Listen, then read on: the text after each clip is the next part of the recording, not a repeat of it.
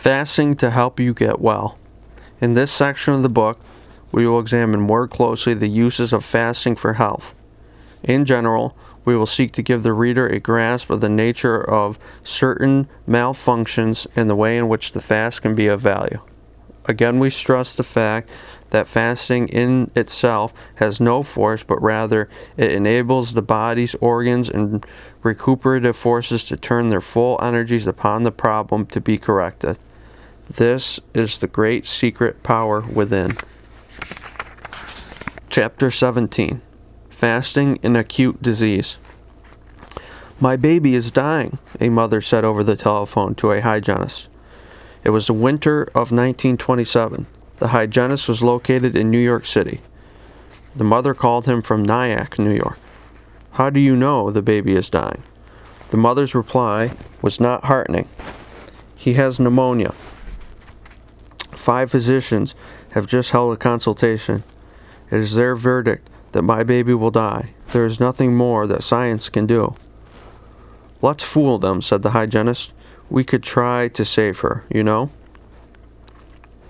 Over the phone, the hygienist then advised, "The first thing I want you to do is to go to the table at the beside of your baby and sweep all the boxes and bottles of drugs that are there into the wastebasket. Next, open the window and let some fresh air into the room. Keep your baby warm, but give it some fresh air. Give the baby as much water as it wants, but no food and no more drugs."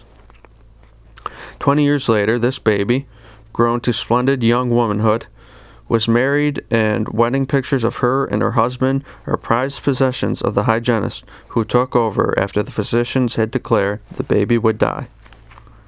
It is not unusual to see patients recover after it has been declared that everything had been done that science could do. This is so because the very things that science does are so often the causes of death. Drugs to suppress the cough and anodynes to stop the pain in the chest and pneumonia are frequent causes of death. Feeding in pneumonia is also dangerous.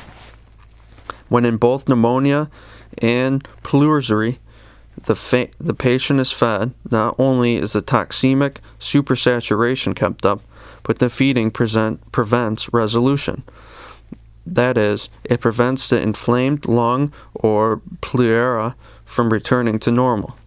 This may result in abscess formation. In the acute forms of disease, fevers and inflammations, the desire for food is absent, indicating that no food should be taken.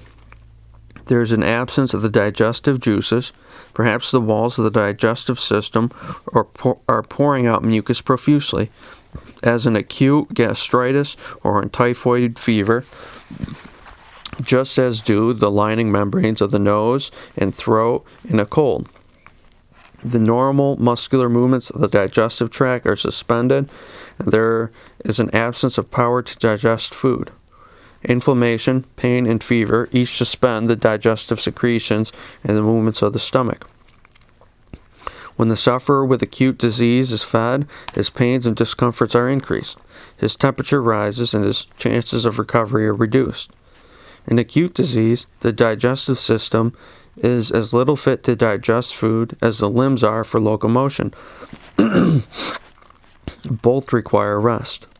What good does it do for a man to take food, even the finest food, if he is unable to digest and assimilate it? Restless, suffering with nausea, not only with no desire for food, but actually loathing it and not retaining it when swallowed, food certainly should not be taken. Force feeding under such conditions is not nourishing, but depleting. Fasting is the only rational plan of care of a sick person presenting such symptoms. A man is prostrated. Everything tastes bitter to him. Every little noise is agonizing, and his mind wanders. His tongue is coated with a yellow-brown coat. The region over his stomach and bowels is sensitive. He vomits at short intervals. His temperature is above normal. Should he be fed?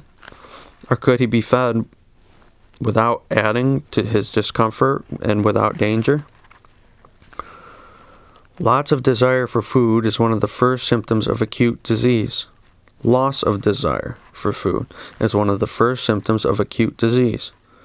Go over the whole list: smallpox, typhoid fever, typhus fever, pneumonia, diphtheria, measles, cholera, and you realize that one of the first developments in these crises is the suspension of all desire for food.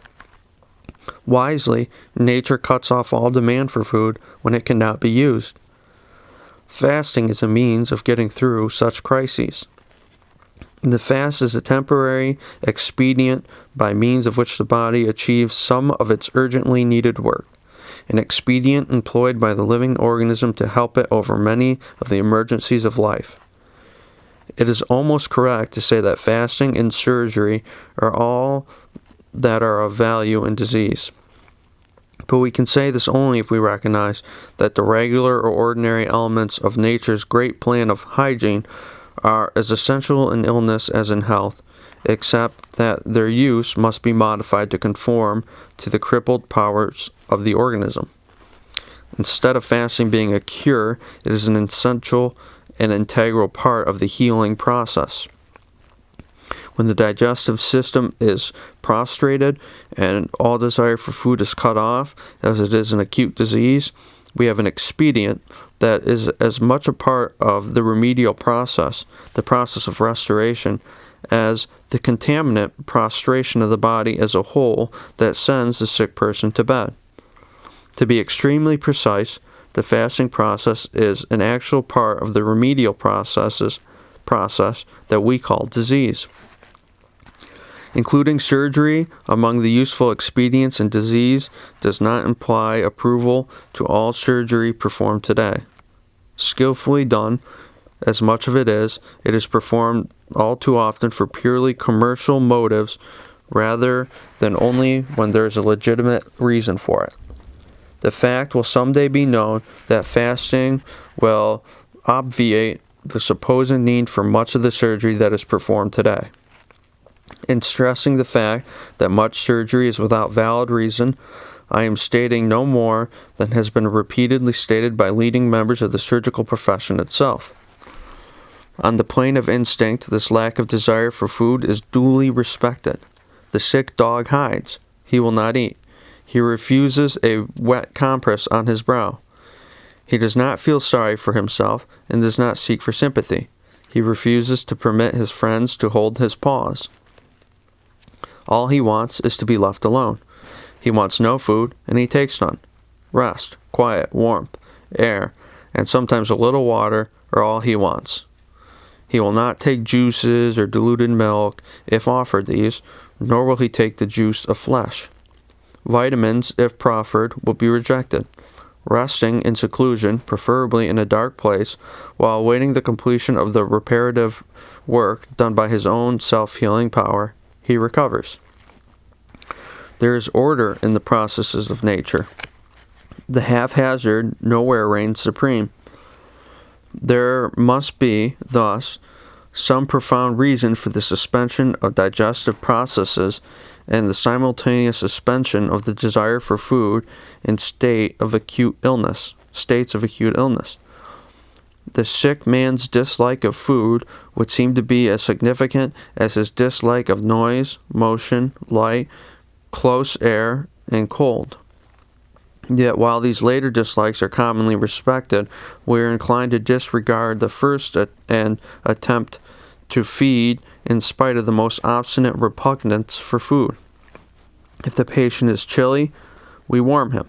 If noise disturbs him, we seek to protect him from this. If light disturbs him, we lower the shades.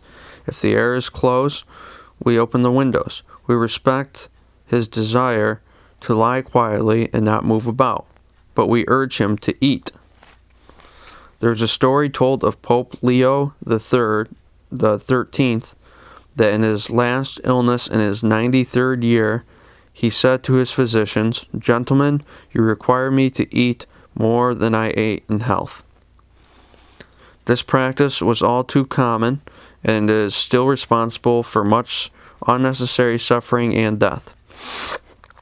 Going without food in acute disease not only relieves pain, but rests the heart and relieves the kidneys. The ancients well understood the value of abstinence in acute disease, and an understanding of its value was carried down even into late times. Fasting in fevers was commonly employed by Neapolitan physicians over 150 years ago.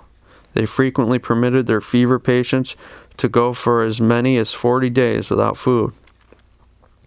It should not be thought, however, that fasting should be instituted only in states of serious illness, that one should continue to eat as long as any digestive power remains. On the contrary, missing a few meals at the beginning of the trouble is often enough to prevent the development of serious trouble.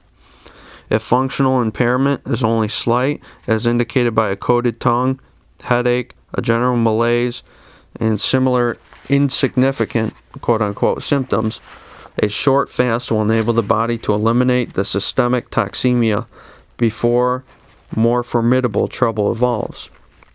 If when the first symptoms appear, the patient were put to bed, strict repose enjoined, no food given, many cases of acute disease would be light and of short duration. The patient should be kept warm and given all water demanded by thirst. The room should be light and airy, and visitors should be excluded. Rest is the important thing. When the acute sufferer fasts, his discomforts are less severe. His pains are less intense. His fever does not rise so high. Complications are rare. Loss of weight is often less than in the patient who does not fast, and the duration of the disease shortened. Less weight loss is almost, if not entirely, due to the fact that the duration of the disease is shortened. Typhoid fever, as an example, lasts in the average case from 8 to 12 days instead of the usual 21 days. The courses of measles, scarlet fever, and pneumonia are correspondingly shortened. Again, we reiterate, fasting is not a cure, but, conducted properly, the physiological rest it provides the body's organs can often help the recovery forces of nature carry out the healing work.